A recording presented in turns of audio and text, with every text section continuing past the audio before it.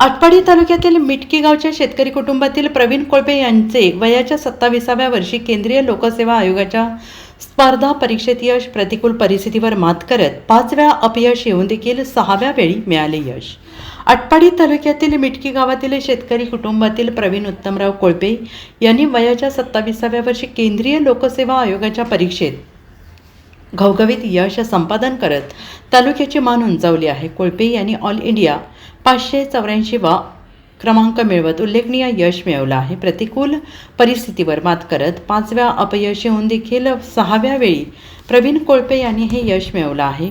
मिटकी गावातील सर्वसामान्य कुटुंबात वाढलेल्या प्रवीण कोळपे यांनी जिद्द चिकाटी आणि अथक परिश्रम यांच्या जोरावर हे यश संपादन केलं आहे. प्रवीण कोळपे यांचे प्राथमिक शिक्षण मिटकी येथील जिल्हा परिषद प्राथमिक शाळेत झाले. बालपणापासूनच अभ्यासू आणि जिद्दी स्वभावामुळे त्यांनी शिक्षणात सातत्य ठेवले. त्यानंतर माध्यमिक शिक्षणासाठी त्यांनी खरसुंडी येथील श्री सिद्धनाथ विद्यालयात प्रवेश घेतला. शालेय जीवनातच त्यांनी स्पर्धा परीक्षांच्या माध्यमातून मोठे पद मिळवण्याचे स्वप्न पाहण्यास सुरुवात केली आणि पुढील शिक्षणासाठी त्यांनी सांगली येथील विलिंग्डन कॉलेजमध्ये प्रवेश घेतला आणि येथे शिक्षण घेत असतानाच त्यांनी स्पर्धा परीक्षांच्या तयारीकडे विशेष लक्ष दिले. त्यानंतर कराड येथे राहून त्यांनी UPSCसाठी सखोल अभ्यास सुरू ठेवला. मर्यादित साधनसामग्री आणि अनेक अडचणी असतानाही त्यांनी हार न मानता सातत्यानं अभ्यास केला. घरची आर्थिक परिस्थिती साधारण असताना प्रवीण यांनी शिक्षणावर लक्ष केंद्रित केले. कोविडच्या काळात वडिलांचे निधन झाले. वडिलांच्या निधनानंतर कुटुंबावर संकट आले. मात्र आई वंदना कोळपे यांनी धैर्य आणि कुटुंबाची जबाबदारी सांभाळत मुलाला शिक्षणासाठी प्रोत्साहन दिले. लहान भाऊ प्रमोद कोळपे याचाही त्यांना मुलाचा आधार मिळाला. पोराची इच्छा होती, जिद्द होती. एवढं हालात दिवस काढलं की दोघांनी एक मेचचा डबा खाऊन शेणात आता कटलं. अभ्यास केला आणि त्यांची जिद्द होती तीच पुरी केली. एका रूममध्ये राहायची. तुमच्या मुलानं म्हटलं होतं माझ्या पोराच्या लाल गाडीत बसायचं आहे. काय म्हटलं ते? मग जावया येतं ती. माझ्या जावयाची इच्छा होती की लाल दिव्याच्या गाडीतनं फिरायचं आहे. मग तीच जिद्द पोरांनी पूर्ण केली. नक्कीच हा प्रवास खूप खडतर होता, संघर्षाचा होता. गेली 7 वर्ष मी या ध्येयासाठी झटतोय आणि कुठेतरी या मानदेशाचं, आटपाडी आणि आपल्या दुष्काळी भागाचं नाव मोठं करू शकलो, गावचं, समाजाचं नाव मोठं करू शकलो, यातच मी खुश आहे. एकूण परिस्थिती कशी होती? वडिलांचं निधन झालं होतं, त्यानंतर भाऊ आणि आईची साथ मोठी होती.